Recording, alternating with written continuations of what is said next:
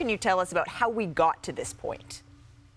Yeah, Malika, the timing is interesting for Damian Lillard's trade request today. I think in his conversations with the organization, at least going back several days, that last Monday meeting in Portland, the expectation was he was going to give the organization a chance to get through free agency and see how they could improve the team. And on the opening night of free agency, they committed in Portland $160 million to Jeremy Grant to return to the Blazers, certainly with Damian Lillard in mind. And now, less than 24 hours later, Lillard has asked for a trade. He prefers a trade to the Miami Heat. Now, he does not have a no-trade clause like Bradley Beal did. Certainly, he's got significant years and money left on his deal. When he's 35, 36 years old, he'll be averaging over $60 million a year. And so I think for Portland now, I think their view is going to have to be, what is the best deal they can get for Damian Lillard? It's not going to be a big market. I think it's going to develop here. And certainly Miami is a motivated team. But I think ultimately, Portland still wanted time and was trying to see if there were some trades in the marketplace. Sometimes once free agency settles and teams don't meet needs, there's another cycle of trades and deals to be made. But for Portland now, they've got a trade request from Damian Lillard, and the expectation is they'll accommodate it. They've got a very good developing young core in Portland, and they can start moving toward a rebuild. Woj, can we dive a little bit more into that? You mentioned the Miami Heat as one team that Damian Lillard would prefer potentially to be traded to. What does the rest of the trade market look like for him? Well, teams who have interest, the Clippers, the 76ers, to name a couple, who are very much win-now veteran teams, do they have the assets that it would take to get a deal done? Certainly, you start moving pieces around in 3- and 4-team deals. That would certainly be a part of it.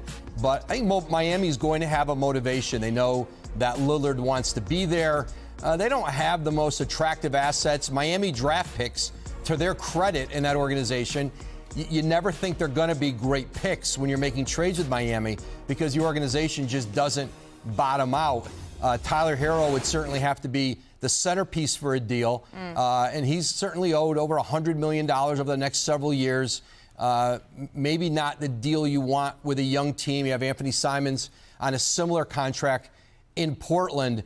It's not going to be easy for Portland to get back a lot of value in this trade. You saw what Phoenix got for Bradley Beal. A different circumstance, but these older players with tremendous money left on their deals, you're not seeing teams falling all over themselves like they just were a year ago when it was Rudy Gobert.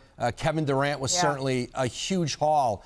But I think for Portland, they've got to go out and find the best deal that sets them up. Again, Dame Lillard does not have a no-trade clause. They can send him wherever they like. But in the end, Miami might turn out to be the team that gives them their best offer. Woj, do we have any idea at this point? I know this is still very new. Again, Damian Lillard requesting a trade out of Portland this morning. Do we have any sense of what the timeline would be on seeing him move to another team here? It's really impossible to tell, Malika.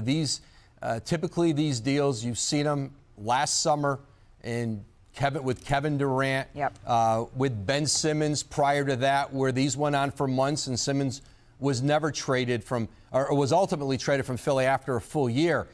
And so, James Harden is on the market in Philadelphia now. Are there multi-team deals, that when you start to put together big salaries, win-now type players, where there's a way to piece it together? But certainly, if you're the Portland trailblazers, just hours after you've committed over $160 million to Jeremy Grant, who, if you're rebuilding, reshaping your roster, that's not the kind of investment you would make.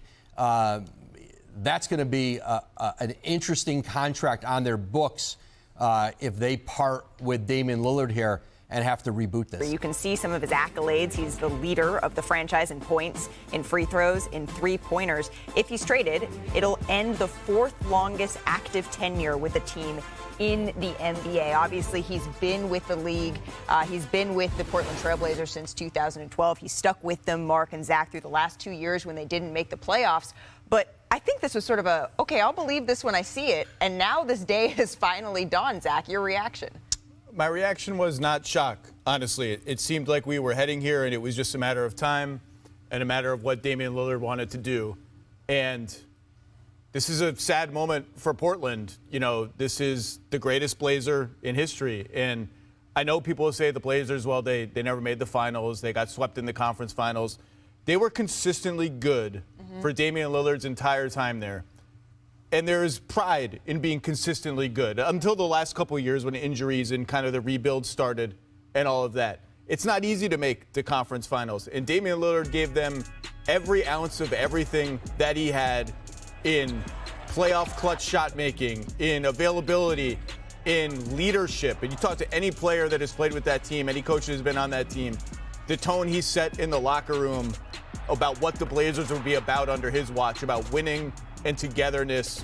And I go back to when they got swept by New Orleans in the 2018 playoffs. That was a moment that would have broken a lot of organizations. And the Blazers came back the next year and made the conference finals. And the most important reason they came back the next year and made the conference finals was because that dude held it together, stood by his teammates, stood by his coaches. Yeah. And he doesn't care any more about winning today than he did yesterday. Remember, there was all that commentary. Well, does he care about winning? Does he just want to be the guy in Portland?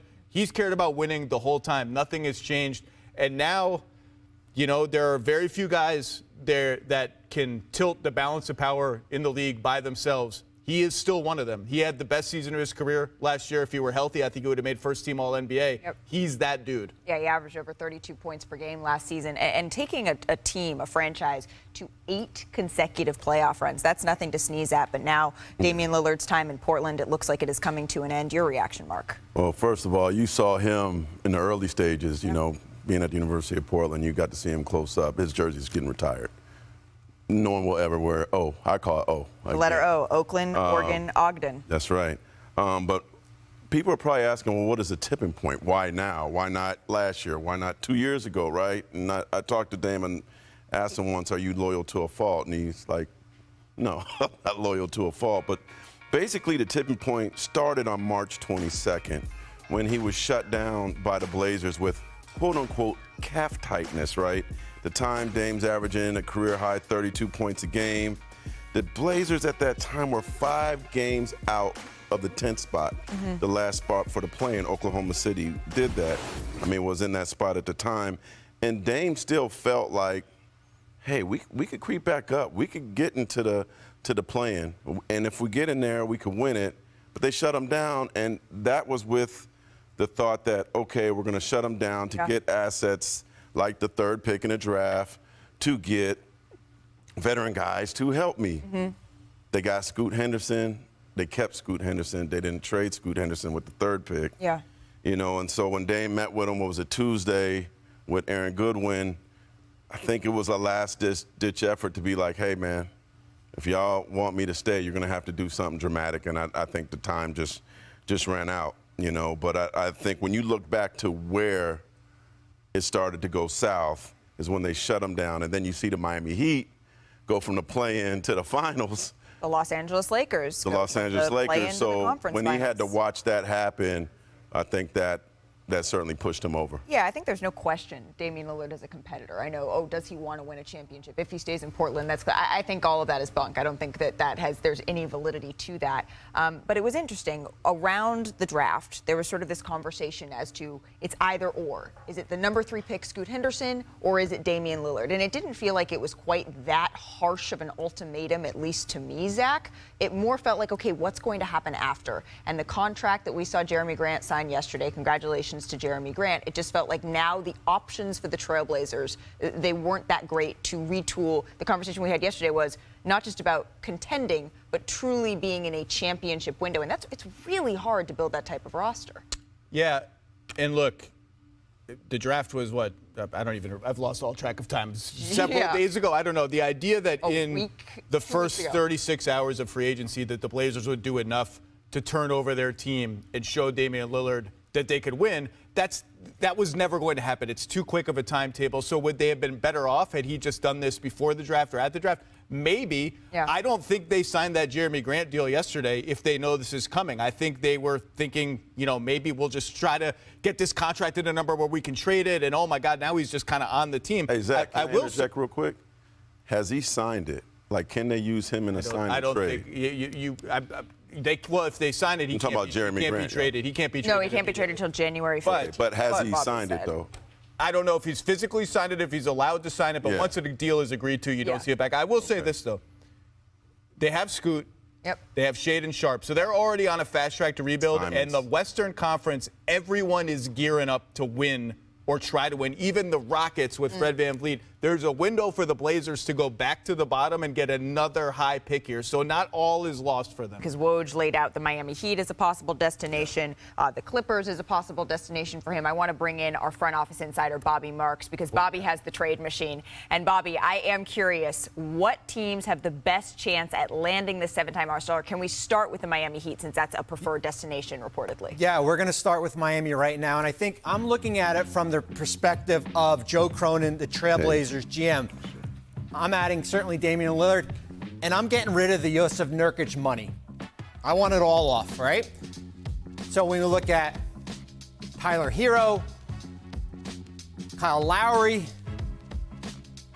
Caleb Martin, Nikola Jovic, I want it all. I want the draft rights to Jaime Jaquez. I want a 2028 and a 2030 first. And when you look at it, it works. The goal to get that money off your books also. Like for the Miami Heat.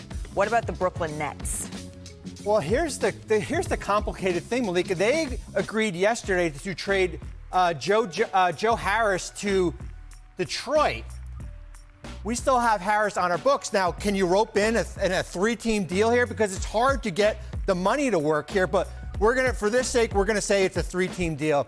And we're gonna go Spencer Dinwiddie, Joe Harris. We're gonna go Nick Claxton. Remember, they have all these draft picks down here. We're gonna throw in a 2025 first from Phoenix, a 2029 first from Dallas, a 2029 first from Phoenix for Damian Lillard. And that works. This is more of a pick package and certainly a young player like Nick Claxton. Okay, wait a second. Joe Harris is on that, though? Well, what I said before, I said they have not officially, the trade has not gone through with Detroit. So if Brooklyn is in play, does Detroit kind of get looped in as a third team? Because the problem is, if it doesn't, what you can send out in a deal certainly shrinks the pot here as far as money in a trade. Okay. All right. What about this? Can we do the 76ers here real quick? Yes. Yep. We are going to do Philly. This is a little less complicated here because it's really what you see is what you get in Philadelphia. Tobias Harris, Tyrese Maxey, and a 2030 first. And that's what Philadelphia has to offer. Okay, and that's what it is. One team that's really interesting, though, that Ramona Shelburne reported there is some interest in for Damian Lillard is the San Antonio Spurs. What could work out there? Well, they got everything. I mean, they were my wild card before we started the Lillard talk here. And I just look at if they want to kind of dip their toe in the deep end with Damian Lillard, they still have cap space, right? So you don't have to send out all that contract here. So I'm looking at, certainly Lillard. I'm not doing Keldon Johnson. Certainly a guy like Doug McDermott, maybe Devin Vassell, but they have all their draft equity. They've got their own first, certainly a Charlotte first. They've got a Chicago first. They've got a Toronto first, an Atlanta first. Like they've got all these different picks here. And when you look at it, it works. And it's all about draft picks as far as going out and putting in a trade. Last but certainly not least, Bobby, can you just work on the Clippers for me here?